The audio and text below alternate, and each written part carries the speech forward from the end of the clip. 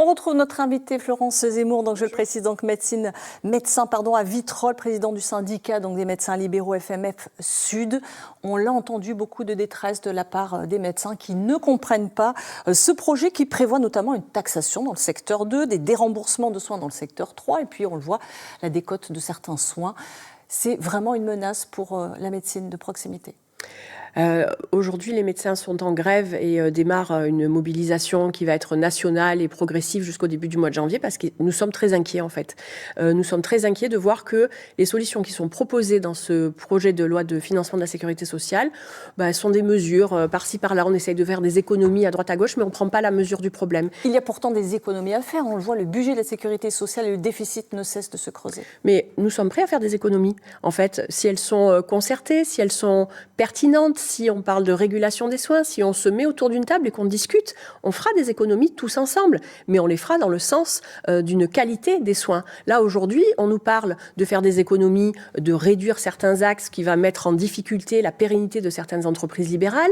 On déconstruit le dialogue conventionnel entre les médecins libéraux, les représentants et l'assurance maladie en permettant à l'assurance maladie de décider unilatéralement des tarifs des actes. Et d'un autre côté, on annonce un plan France Santé, 130 millions d'euros sur 2026 pour faire quoi? Pour labelliser des structures qui existent déjà et pour vous, et qui font déjà le boulot. C'est de la com et c'est du gaspillage surtout. C'est du gaspillage. Il y a autre chose que vous dénoncez dans ce projet, c'est celui qui concerne à réglementer davantage les arrêts de travail, notamment effectuer des contrôles et à les limiter à 2 semaines. Alors, nous ne sommes pas contre les contrôles. D'accord ? Mais les contrôles doivent être faits avec une optique de contrôle médical.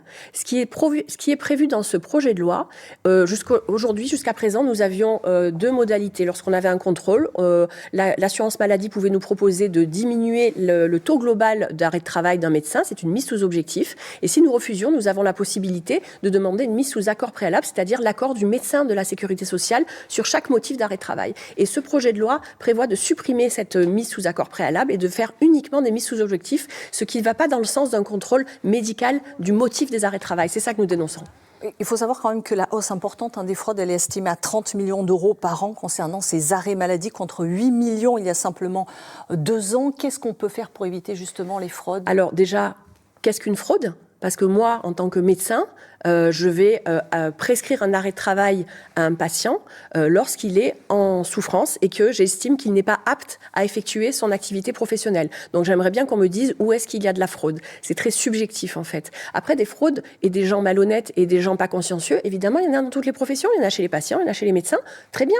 Contrôlons les motifs d'arrêt de travail et voyons pourquoi les gens sont en arrêt de travail. On ne se pose pas la question de savoir pourquoi les gens souffrent au travail. On estime que les arrêts de travail, c'est uniquement la faute des médecins. En fait, les gens souffrent au travail. Il faudrait se poser cette question-là aussi auprès des entreprises et savoir prendre en compte tout cela et ne pas uniquement rejeter la faute sur les médecins. Merci beaucoup. Merci d'avoir accepté de répondre à toutes ces questions.